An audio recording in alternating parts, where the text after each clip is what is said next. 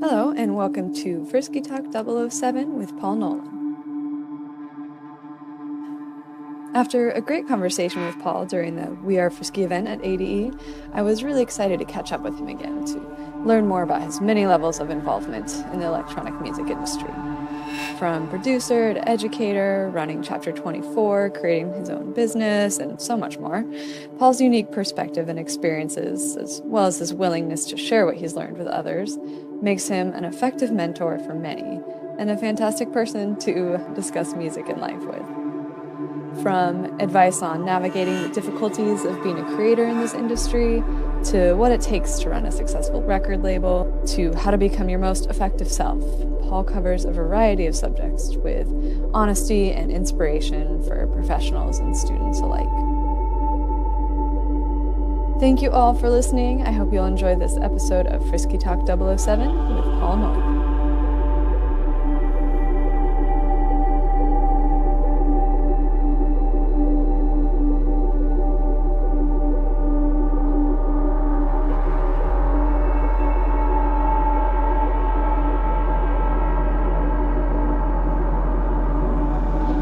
Hey Lauren. Hey Paul, how are you? I'm good, how are you? Sweet, good. How's your day? Yeah, good, a little varied, a little more relaxed. It's been yoga and techno mostly, which is always a good day. Yeah, right? Sweet, well I'm excited to talk. Where are you now? Are you at home? I am back in Liverpool, and I'm just bracing myself for the next stage of travels, which is Belgium tomorrow for Dance Fair Belgium, because I'm giving 4 different masterclasses over the weekend. So that's going to be quite good, and that's all getting streamed live on Facebook, and there's a bit of a big deal getting made about it. So yeah, it'll be a good laugh. My first time in Belgium, so I'm kind of excited to see what little time I have. Excited to see what the place offers. Yeah, are you doing all 4 classes in a day, or is it spread out? Over 2 days. I'm doing 2 tomorrow, and then I do 2 on Sunday. So I looked into it a little. It looks fun. What is it, like dystopian techno, or is that one you've already done? That was the one that I did in March Gotcha. Dutch version. So basically, they've got conferences building up all over Europe. Oh, okay, and sweet. So basically I'm good friends with the owner of the conference, and they do really well. I mean, it's the type of conference that dance music really needs, because it's so focused on production. And the problem is, you go to a lot of these like trade shows or conventions, you'll get lumped in with like, wedding DJs or guys at the back playing ukulele and that kind of stuff. And it's all a bit random, because it's like they're just trying to hit as many demographics as possible. Like shows like NAMM in Anaheim, for example, is a big example of that. But the great thing about Dance Fair, because it's Dutch, and you probably know this from ADE, the Dutch, when they do something, they kind of do it properly. And whether it comes to club events or sound systems or even like conventions like this, it is so well organized that it's so on point that I clear my diary every time Norman, the guy who owns the conference, calls me. I'm like, yeah, I'm there, it's not a problem, it's totally fine. And some of the masterclasses that we've done in the past have been really well showcased actually on the likes of YouTube. And to be honest with you, as a mentor of artists, like they've been absolutely invaluable, because there's masterclasses that I've done from like 2 years ago that still get me work mentoring artists like now. It's awesome. Yeah. So yeah, I mean, it's great, because I've kind of become a lot more confident with it. I mean, I've always been confident with it, but I'm literally rolling in there tomorrow with absolutely nothing prepared. Yeah. And it's great, because it's like I love to fly by the seat of my pants, and it makes it a lot more fun for me, because it's like, right, pressure's on. And it's almost like a performance in the same way a DJ set is, in a way, because I always hated preparing for DJ sets as well. I was always that type of guy who was like, yeah, just throw a load of records in a bag and I'll sort it when I get there. So it's kind of the same. So I've got like rough outlines for what's going to happen over the weekend. But if you were to ask me right now, like, what is the what is the weekend going to hold in terms of technical information? I haven't got a clue. Like I'll work it out when I'm in front of 100 people in an auditorium. That's awesome. Do you get like the same rush then of when you do it that way? Like, yeah, because like I went through a bit of a weird phase as well where I couldn't write music without somebody watching me. It was really strange. Yeah. I was like, I just turned into this really bizarre like techno exhibitionist where it was like, unless it wouldn't happen unless I had somebody like to show off in front of. Which, you know, was a bit of a bizarre thing. So gladly that's kind of, you know, resolved itself to a larger extent, because otherwise I would have had to have like paid for like people to come around to my studio and just, can you just sit there and watch me while I do this thing and I show off to you? You know, it was a bit strange. But that comes from my teaching background. I'm used to kind of like standing in front of rooms full of people and explaining what I do in the studio. So it comes very naturally, thankfully. Yeah, how long have you been doing the teaching then? A decade now. Yeah, so this time, if you want to rewind a decade, I was actually studying. I was coming towards the end of my audio engineering diploma at the School of Audio Engineering, which is one of the larger sort of multinational schools for music production and creative arts. And they had a really good campus in Liverpool, where I'm from. And I was basically learning this stuff like a decade ago. And from there, I kind of just graduated in the December. And then by like the March, I was teaching. Oh, wow. So they kind of just threw me in there. Yeah. And it just came really naturally as well, because I was naturally just helping people out, because I was such a pain in the ass, so to speak, to the instructors and to everybody else, that there was kind of a running joke that they were going to put a bed in one of the studios for me because I just lived in the college. And, you know, I was just, when nobody else was around, like people come to me and ask for help and that kind of thing. So it just naturally evolved from there. And, you know, because I already had like a relatively well-known background as a DJ, when I took over their sort of more basic electronic music production course, obviously there was a lot of word of mouth around the local area about the fact that I was teaching that course. And then that just grew and blew up. And then in 2011, I decided to go freelance. So from there, I've just been teaching people in a one-to-one capacity, both in person and also online as well. So I actually work with a lot of people around the world via Skype. So it keeps me very, very busy, as you can imagine, because I kind of cross the international date line 3 times in an average day. I kind of start in Australia and then I'll end the day in LA. So it's kind of strange. Wow. Yeah, I can imagine. I mean, I was thinking earlier how busy you must be doing all of that. Yeah, it's crazy. It's absolutely crazy. And to be honest, a friend of mine said to me last night, I can't keep up with you with everything you do, Paul. And my response was, dude, I can't keep up with me. Well, that's going to be one of the things that, you know, you deal with kind of mentoring people with, is that balance of when you're being too busy. So how do you manage it? Badly, ironically, because I'm still learning those things myself. And the thing is as well, it's different for everyone, right? So everyone has their own sets of needs and sets of preferences, and not everything that works for me is necessarily going to work for another person.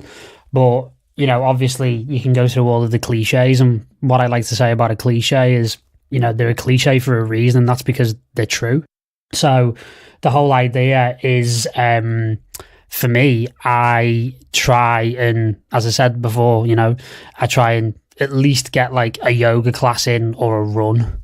Yeah. Every day. So I try and work out or get a sweat going every morning. And I think as well, a lot of people don't realize the power of having a morning routine that is very repeatable. And, you know, a lot of people go, oh God, boring, routine, doing the same thing every day. But the funny thing is, that's where the real power is in succeeding, because, you know, if you want to follow the old expression, we are what we repeatedly do.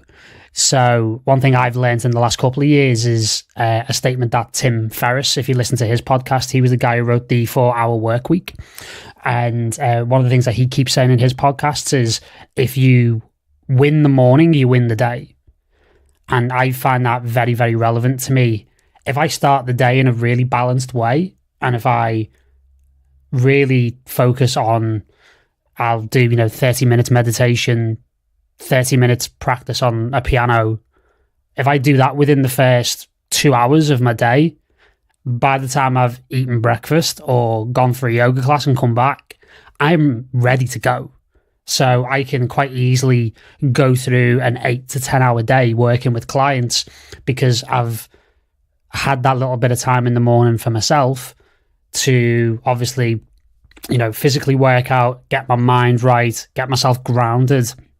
Because it's important for me and it's important for other people as well, because effectively I am my own brand. So I have to be on point both for myself and for my clients, because otherwise, if that's not the case, then I'm not providing a great mentoring service for my clients if I'm like in a bad mood or I'm tired or I'm hungover or, any of that stuff. So I have to be there for myself. And one thing I really learned in the last couple of years as well is you have to be there for yourself if you want to be there for other people. And in a weird way, you almost have to be a little bit selfish if you want to be in service to other people. So you have to look after yourself first, because that then provides you with the best version of yourself, which you can then help people to access the best versions of themselves. So it really is just down to that morning routine of just, getting a stretch on, getting a sweat on, because I really like hot yoga as well. That's kind of like my medium of punishment, if you want to call it that. And, I just come out of there, I feel like I've had the factory settings restored. So, you'll find me there like 4 or 5 times a week for 90 minutes. And then from there, that just sets me up for the day, as I said. Yeah, absolutely. I think also that momentum of starting the day right versus if you start out, you don't have any momentum to like roll with the rest of the day. Oh, yeah, totally. And I've found that as well, because, with the way I used to live my life over the last couple of years, which, don't get me wrong, like my version of a cheat day is everybody else's version of healthy. So I'm not an authority on like hard liquor or like, pharmaceutical use, because I'm just not that type of guy and I never have been. But what I found is that if I didn't have that structure at the beginning of the day, I was always chasing the day. I was always reacting rather than planning. And that then, if you let that build up and snowball, it's a negative momentum as well as a positive one. And it's something that we all go through as well. So you have to have strategies in place in order to know what to do when you're not in that mode. Mm-hmm. So say, for example, I've worked with a lot of people, naming no names because I would never do that to a client on a podcast. But one of the things that does tend to happen is when people get shifted out of their routine a little bit, because that's what happens, because it's life. You see a lot of people kind of fall apart almost. Mm-hmm. Because it's like, oh my God, I can't meditate because I'm too busy, or, I can't get to a yoga class, or, I can't work out, or, you pull one of those little pillars out and like the whole house comes down.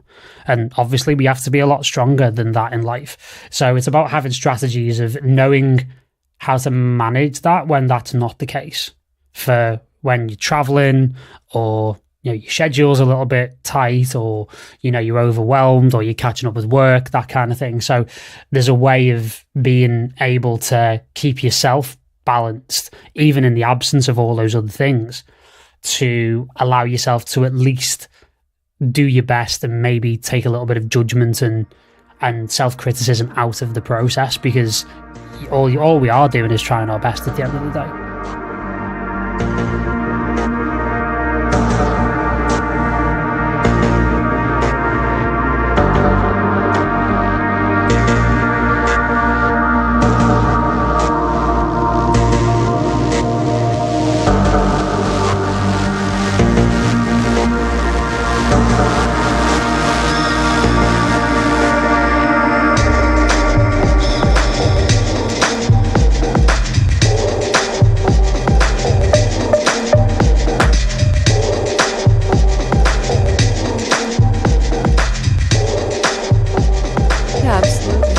I know your classes are very based in the actual production work in that part, but it has to be intertwined, all these lessons, because you're obviously very passionate about it. Oh yeah, totally. And as the years have gone on, what I've found is that they started, when I first started teaching, obviously being incredibly instructive and being incredibly informational about, right, this is how Ableton Live works, and if you push this button, that'll happen, because that's the way it needed to be for large groups. And I love teaching large groups of people, but there's a certain dynamic to it. And one of the frustrations that I always had when I was teaching in a group environment is that you can, and I don't mean this in a disparaging way to anyone, but the term I always used was, you can only go as fast as the slowest person. Sure. So if you've got, and I've had a situation like this before in a classroom situation where somebody's had like releases on, say, Soma, and I've got another guy in the front row who doesn't even know how to switch a Mac on. Yeah. So it's like, I can only go at like beginner's pace, and that's not a criticism of that guy. That's just the reality. So that was one of the things that made me go into doing things in a more one-to-one environment, because I could tailor and shift my approach and delivery to be personalized on the person. So again, one of the phrases that I always used to use in the early days of what I do as a mentor, I always used to use the analogy of, well, you're a personal trainer, or I'm a personal trainer for you, for your music production. So I can tailor a program and wrap it around you in a way where you're going to get big results quickly, but it's going to be delivered in a way that you understand. Because obviously, if you've got 20, 30 people in front of you, you may be dealing with 20 or 30 different learning styles and desires and ambitions and that kind of thing. Whereas if I'm in a one-to-one environment, it means that I can really get deep with that person. And what I found, because I was on my own journey of fulfilling my own potential and being interested in, you know, optimizing my own capacities to do creative work, and also trying to learn as much about, you know, the true nature of reality in an even spiritual sense, I found that actually the more technical, dry, engineering type stuff actually become less interesting, because by extension of somebody doing what I did, which was just, as I mentioned before, just drilling hours and hours and hours in front of mixing desks and computers and speakers and just getting the hours in and racking up the hard miles, anyone could learn that more application-based, instructive, informative stuff. Whereas what I realised, what were very, about 5 or so years ago, actually, the thing I realised was the main differentiator is the way people think. It's about their thought processes. It's about how they perceive themselves, how they perceive their own work. And that's where like the biggest levers can be pulled. Because the thing that I do the most now when I work with somebody is I try and find that lever in their own heads, that one thought that can be changed, or that little seed that can be developed in a new artist, where I'm going to get the biggest amount of change for the smallest amount of effort. Mm-hmm. And that can trigger then a lot of associated massive changes, fundamental changes. And not only do I see people evolving as music producers and artists, I also see them evolve as human beings. And that's really, if I'm being completely open and honest about this now, like cards on the table, full disclosure, like that's kind of what I'm really into, is starting a religious cult. No, I'm not. It's more the fact of I want to try and use, obviously, this great unifying thing that we have of music in order to execute positive change on an individual level. And if I do that in enough artists and they bring their unique voices to the world through the medium of electronic music, or it might be film music, or it might be, whatever genre they choose to go into, then that's going to have a net positive effect on a much larger group of people who are going to be exposed to what those people are doing. So it really is just a whole thing of, my mantra in life really is just to try and leave everything and everybody better than how I found them. No, I absolutely agree with you. I mean, I feel like I have very similar goals, the same, and that there is this connection between the electronic music expression and people having to express their like authentic selves, which if everybody is expressing and sharing their authentic selves, it just makes the world a better place. Oh, absolutely. Absolutely. I mean, how could it not, right? Yeah, exactly. If people are just truly expressing that universal energy. And I had an amazing experience of that last night because I finally got to tick one off the bucket list last night, and I finally managed to go and see Gianicolo. Oh, fun. And it's great because like that guy has been at it for 25 years. And if anything, he's actually better now than he was 25 years ago. And it's crazy to think that, you know, somebody can actually do that and consistently deliver at that kind of level for that amount of time. And, you know, I think there must have been about 12,000, 13, 14,000 people in this venue last night. Absolute sellout. And it was just incredible to see someone speak 25 years worth of truth through their music and just to connect with people on that kind of level. Again, it's always, you know, that cliche, but again, it makes you realize that the true power of what we have at our disposal musically. And that's something that I'm trying to really enlighten people within electronic music about, because I do believe in some cases that unifying power and that understanding of placing that kind of intention into electronic music has kind of been lost a little bit in the lifestyle element of it and the, you know, I want to get released on, you know, a big techno label and I want to fly around the world on private jets. Oh, absolutely. I feel like when I started, and like what got me when I started was this like message that I felt like every producer and every record was like sharing a bigger message. And I felt like I tuned into that, and that absolutely that's something that's missing when it comes to like you said, either trying to impress or just trying to fit in or trying to be like, oh, I want to be considered a part of like this group, so I'm going to try to sound like them. Absolutely. I couldn't agree with you more. And I mean, that's just a faculty of the fact that this whole entire art form is still really, in the grand scheme of things, young. And I think that's something that a lot of people forget as well, that, you know, it is really only about 30 years old when you think about it.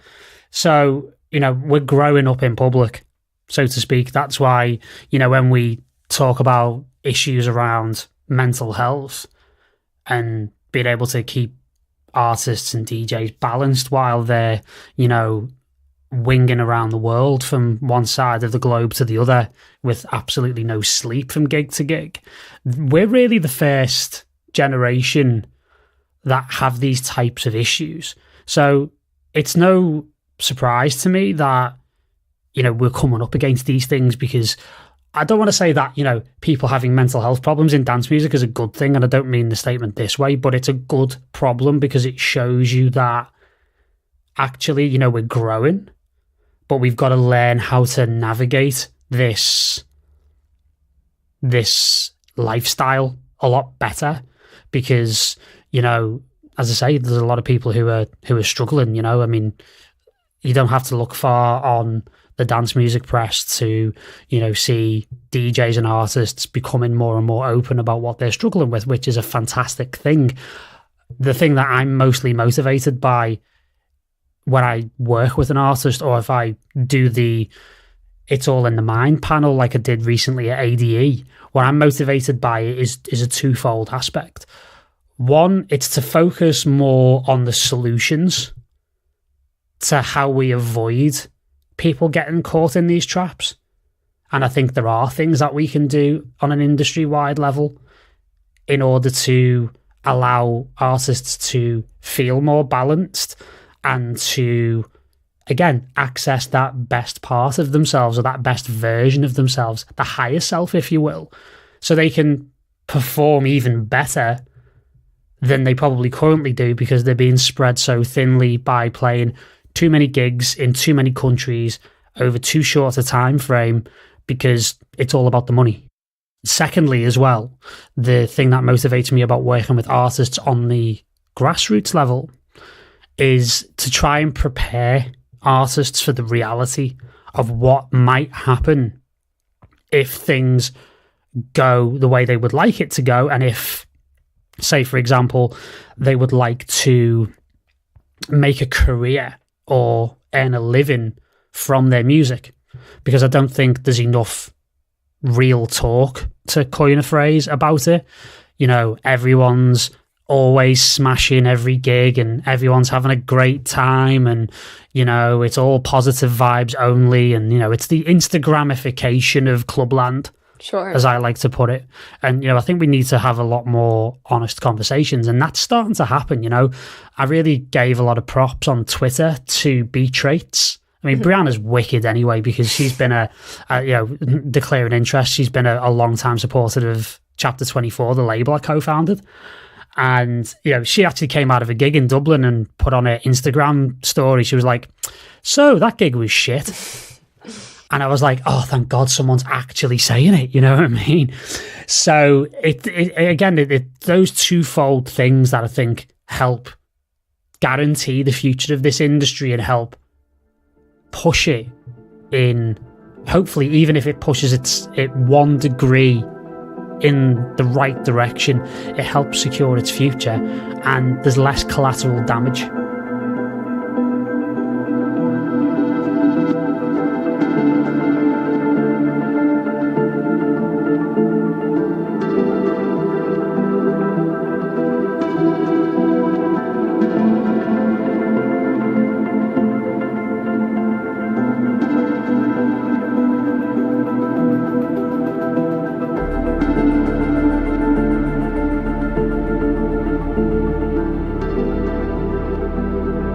Yeah, it really, it's the whole kind of surrounding thing is authenticity. It's a very overused word. What would you use? I mean, it really is one of those words where there's kind of like no other equivalent. I mean, I always, I mean, it's not the most politically correct term, but I always use, well, you're just real as fuck. Well, that's great. I like that. Yeah, I mean, again, I'm from the northwest of England, so, you know, I don't really mince my words very much. And, you know, again, another thing I have a positive reputation for is for being a straight talker. And, you know, there's a number of occasions it happens every week where, it doesn't get confrontational, but, you know, a client will send me a track and I'm like, so that didn't pan out very well, did it? And it's almost like, I mean, one of my favorite sayings around that is, you know, in order to make an omelette, sometimes you've got to break a few eggs. And, you know, to give that honest, sometimes brutal, but always constructive, and give someone a roadmap for improvement, that's when the real juicy stuff happens. You know? I mean, some of my favorite, like, client sessions that I've had with people in recent times, to be honest with you, for the vast majority of the session, we haven't even like listened to a note of music. It's more, you know, them being honest with me about their internal processes and, you know, their insecurities about their own work and how they can overcome them by looking at things from a slightly different angle. I mean, I had a client recently was saying to me that, you know, oh, you know, I've been my own worst enemy recently and I've been really down on everything that I've been making, and, you know, it just doesn't feel like I'm getting anywhere and stuff like that. And I actually said to him, look, the thing that I would advise you to try and evolve, the feeling that I would ask you to try and access when you're feeling a bit down or a bit depressed or a bit like, you know, frustrated about everything, is gratitude. And again, gratitude is another one of these words, these hipster self-improvement buzzwords that gets massively overused. But what I mean about the truth of gratitude is when you have your stuff come up, shall we say, where, you know, you're kind of your own worst enemy, so to speak, that's a beautiful opportunity to actually sit with it and be able to work through it. So you can actually stop those cycles from happening. You can break some cycles of really destructive, habitual thinking, but at minimum, you can start to at least make the peaks and the troughs a little less extreme, if that makes sense. Mm-hmm. So, that's ultimately the most rewarding stuff for me, because I can have a conversation like that with a client. 3 days later, they'll send me a track and it's the best thing they've ever written.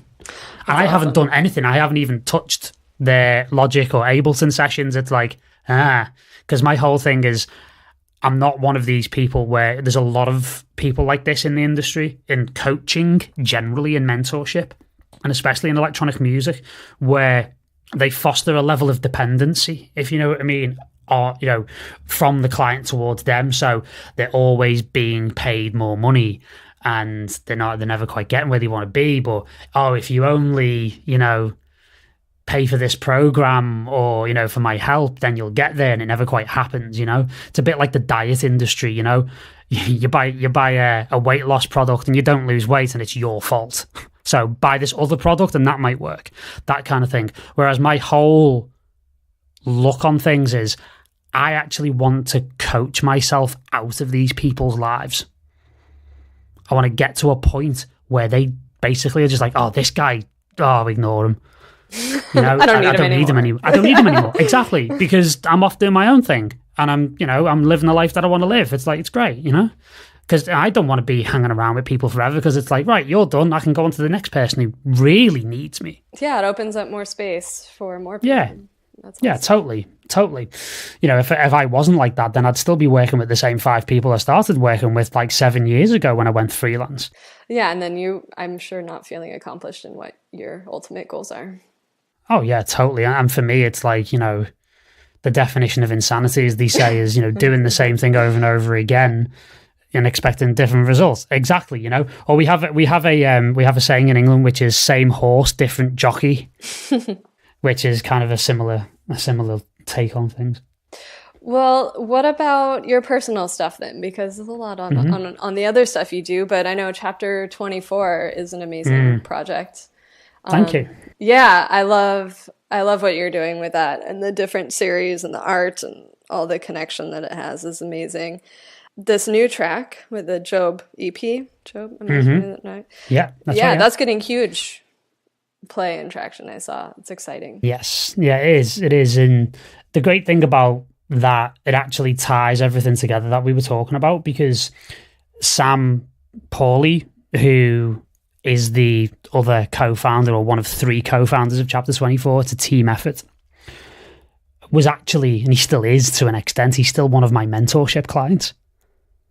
So I met Sam a long time ago when he was first developing as an artist, and it was one of those where very, very quickly it evolved from being a mentor-mentee sort of relationship, and it just developed into a friendship. And, we would have very long conversations, like in his kitchen in London.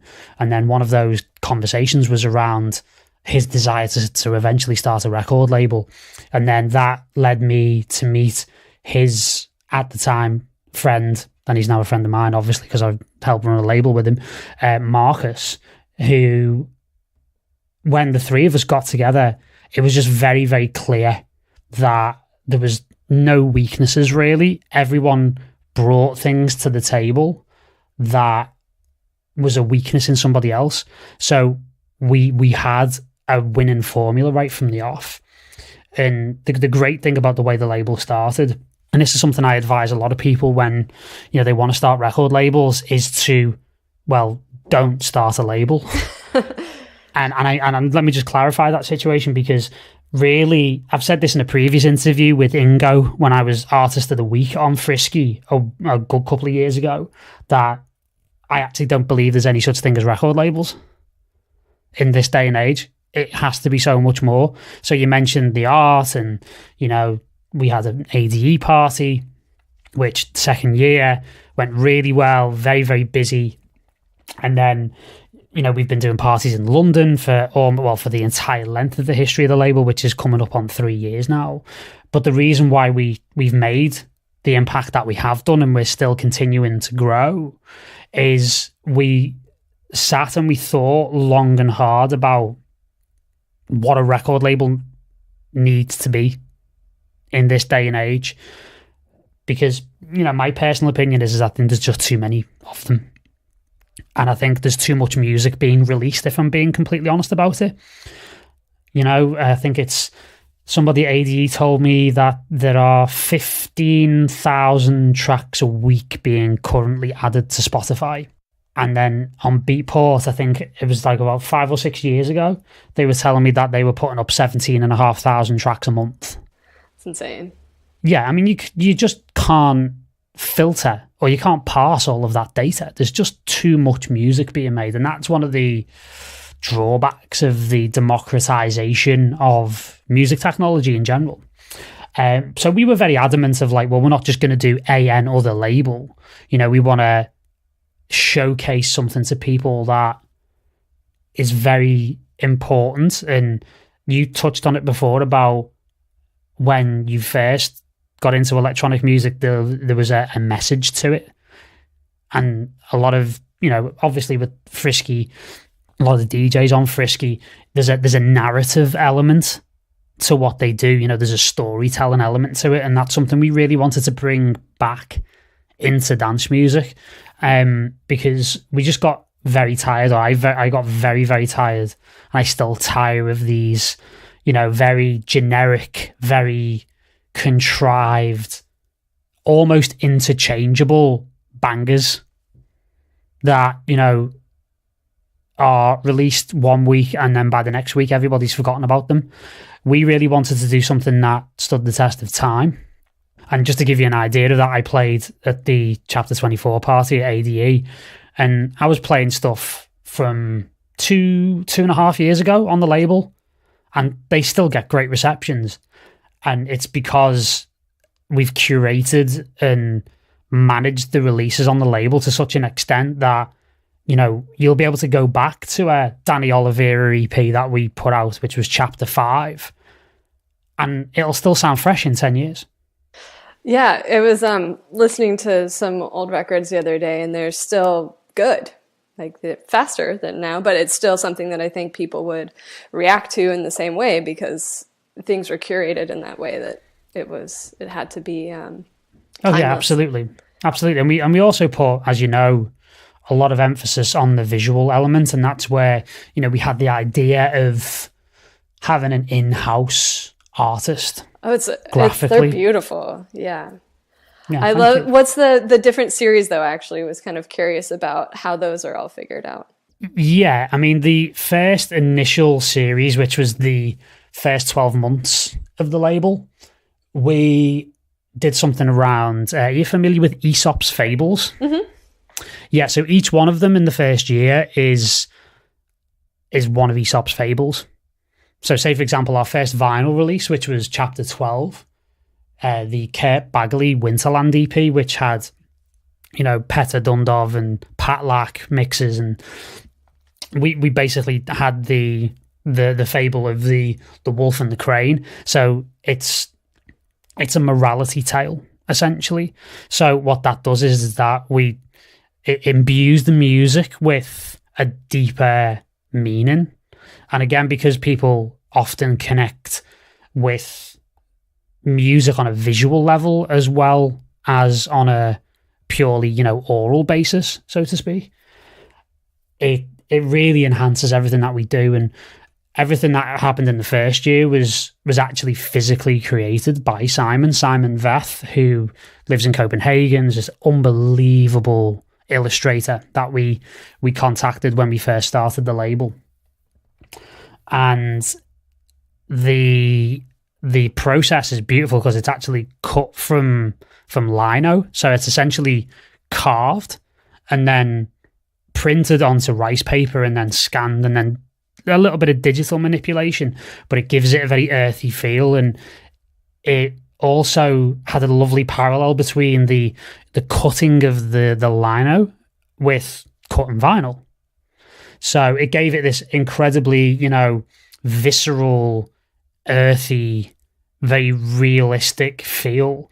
And, we've done shows where we did a combination of an event where we had like Mellow Collective and Jonas Salbach, and I played as well in 2015 in an art gallery in London, where we showcased all of the art from the first 12 to 18 months of the label, and actually sold some of the original pieces and sold prints and showed short films, you know, from people who were related to with the label and stuff. And that was a fantastic night. It really, really was. So from there, we got into the thought, because it's things that have just, you know, a deeper meaning attached to them, or they inspire a connectivity to something bigger on a spiritual level, so to speak. So the next thing we got really thinking about was tarot cards. And we didn't want to go through the usual, like, death, you know, the 2 cup, you know, whatever it is, you know, all the usual tarot card stuff. And we, you know, Simon went off and he actually designed his own set of cards, essentially. And they had a very gothic, almost quite dark feeling about them, which, again, suited where we were at musically, because, you know, you listen to, say, for example, the Ripperton edition of Masaya, Flow of Tears, that just glued itself almost to the tarot card concept incredibly well. And then this year it's more about the zodiac, so it's almost like a combination of the cave painting-esque kind of aesthetic that, say, for example, you mentioned the new Job EP, which is out next week. That is actually, again, if you look at the releases from this year, they've got this kind of very tribal kind of element to it, but there's also an astrological element to it. So we're always coming up with new ideas, and again, the different series as well, the various artists EPs that we do occasionally, called 7 Stories. That comes from Greek mythology, and it's the whole thing of, well, there really is only in humanity only 7 stories that are ever told. Yeah. You know, overcoming the monster and, you know, rags to riches and that kind of thing. So we really wanted to present music in line with that, and it gave us a convenient output for some of the other artists that we really love, that we, say, for example, couldn't really forge a full EP from, but we have so much good music sent to us by, you know, a lot of artists, but also with a lot of, you know, people within the family of artists, because it really is a family of artists as well. So it gave us a really beautiful outlet for that type of music as well. So we're always developing new concepts and new ideas. I mean, even the parties have their own concept, which is gather round. So the whole idea is that it's a community, it's a family that get together, and we come together around a headliner. And, you know, those parties in London and, again, the ADE parties have been just phenomenally successful, and we've been really, really blessed with some amazing talent. And, you know, being able to bring people over to England for their kind of UK or London debuts has been wonderful. So there's just so many different outlets for what we do, and we're always looking to expand and try and think outside of the box, really, of what a record label is meant to do in 2017, and not just play it by the numbers and just, you know, blindly and mindlessly just churn music out just for the sake of it.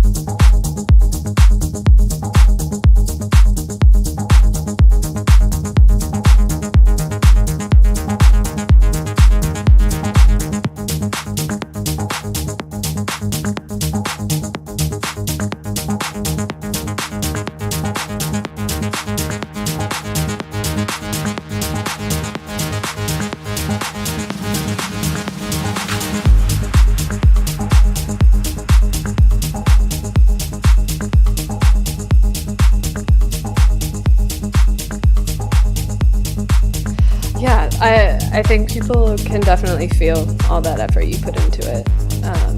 And that one of my questions, I was wondering what the stories and sound as your theme surrounding it, and you just really, that made a lot of sense in everything you explained with the different series and the kind of the different stories that are being told through like the fables and the tarot and the zodiac, and that's awesome. I love that. No, great, thank you. Yeah. So one question though, what comes first then? Are you getting the music and then choosing a theme from that, or have you gathered a lot of music and then?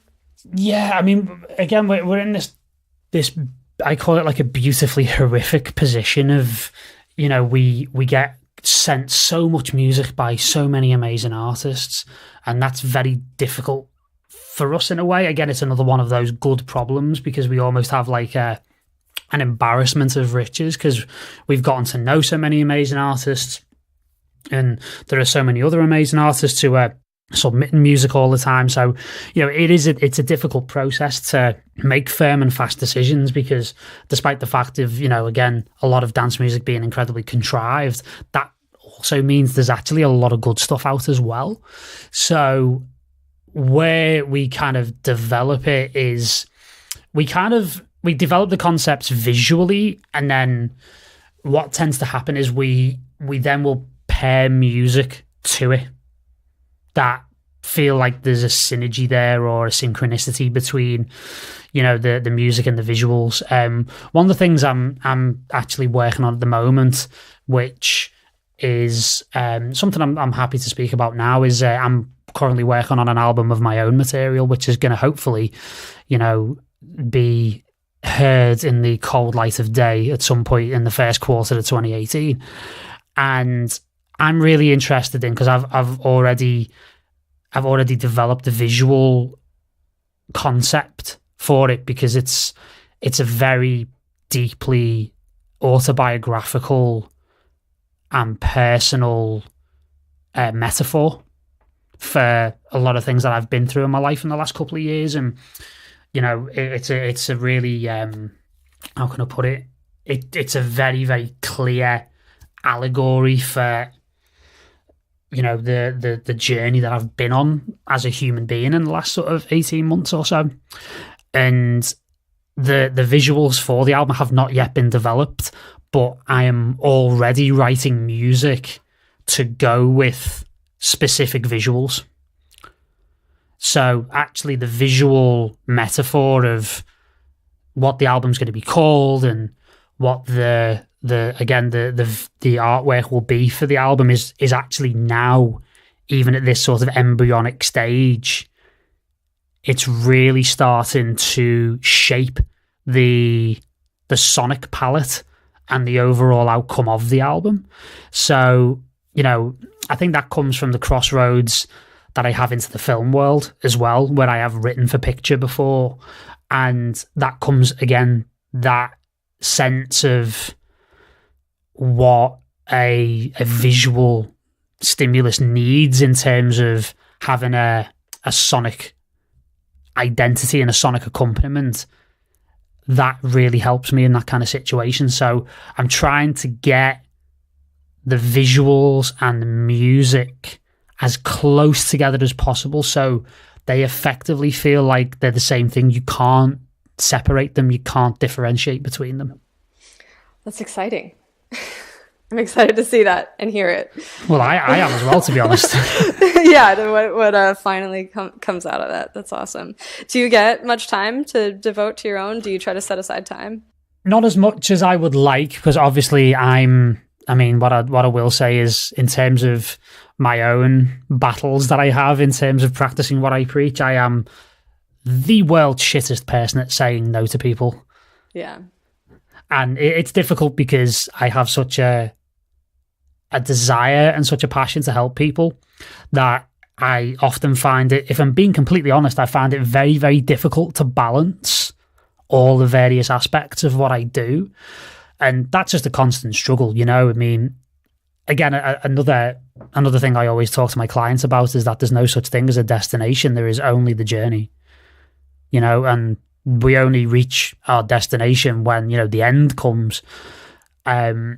Not to put a morbid spin on this conversation, but for me, it's a case of I'm learning to prioritize better so I can, I can get my own music out into the wild. Because, as I kind of alluded to when we spoke in Amsterdam on the Instagram live little interview that we did, and again, as I've alluded to in this podcast up to now, you can only be the best version of yourself if you put yourself first, and it allows you to reach and touch a far greater audience. So there's going to be a few changes in the way that I kind of conduct myself in the near future that will allow me to finish this album. And I've also got the bones of about 12 more dance floor singles ready, essentially. So I need to get those finished as well and get those into the light of day. So 2018 is going to be very much a year of putting myself first as an artist.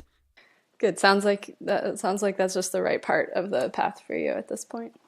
Yeah, definitely. And again, as that path expands, it's going to allow me, as I said, to touch and be able to affect much more of a groundswell of people. And again, that's another reason why I've evolved what I do on a mentorship level into online courses, because it allows me to transition from a one-to-one situation, which I'll always do to an extent because I'm a very social person and I love being able to get really in depth with people and again see that progress and see people transform. That's really what I do this for. But to be able to do that in a one-to-many kind of situation through an online course, for example, that both allows people to access me who wouldn't be able to access me previously, who, maybe don't have the time or the time zone or the geographical situation to be able to easily come and work with me directly. So it's all about growth on a personal level, on a creative level, but also on a business level in terms of how can I affect the greatest amount of positive change on as many people as possible. And again, it's that whole thing of pulling the lever that produces the biggest amount of change for the smallest amount of effort. Yeah, that's awesome. Well, thanks, Paul. It's all exciting. And it's been fun. It is. Yeah, it's been excellent. I mean, I didn't expect it to go just quite so in depth, but that is excellent. I will really look forward to this seeing the light of day, and I'll share this far and wide because it's. I'm a deep lover of a good podcast. Well, good. I enjoy it. And the funny thing is like, people ask me like, "What music do you listen to when you're not making music?" And I'm like, none. Yeah. None. I appreciate a well-recorded human voice that doesn't talk bullshit. That's what I desire outside of studio hours. So, hopefully this will come out nicely and, we'll be able to get some good numbers and be able to, illuminate a few people to what I do and obviously bring a few more people on board to Frisky as well. Absolutely. Do you want to plug ways people can reach you? Oh, yeah, absolutely. So you can reach me obviously on Facebook. So that's facebook.com/Paul Nolan official. My company for mentorship online courses is known as Make Your Transition. And that's a very, very simple web address. That's just transition.studio. So you can go to there. That's got all the information on. I'm about to do a big November Black Friday kind of sale on the first online course that I've developed, which is live now. It's called Finish More Music. So that is going to help you take things that are tracks that have been hanging around on your hard drive. If you're a producer and you've not been quite able to get them to the finish line, I actually, through the medium of me writing one of my own records, I then show you how I go from start to finish. So that's going to hopefully help a lot of people in terms of getting the things that they've got that they'd love to complete and help them get it over the line. Oh, that's super helpful. I think that's such a hard thing for people to finish. It's the number one thing that people ask me about. It really, really is. And again, what I like to do is, again, I like to create community. So again, like I said before, we created a family and a tribe around Chapter 24, and I'm doing the same thing for Make Your Transition. So we have an exclusive community with all of my clients in, and they're all not just seeking advice and help from me, but they're actually helping each other and collaborating. And, you know, we've had an incredible amount of success with people in that collective, with people who are, you know, just doing incredible things. So that is the number one piece of feedback I get from that community, is like, I just need more help with, like, I don't know how to finish this track, or, you know, I always get to a certain point in the process and I just come to a stop and I don't know what to do, and I get frustrated, and then 6 months go by and then it's just sat there on my hard drive, and I get annoyed and I start something else and then I get to the same place again.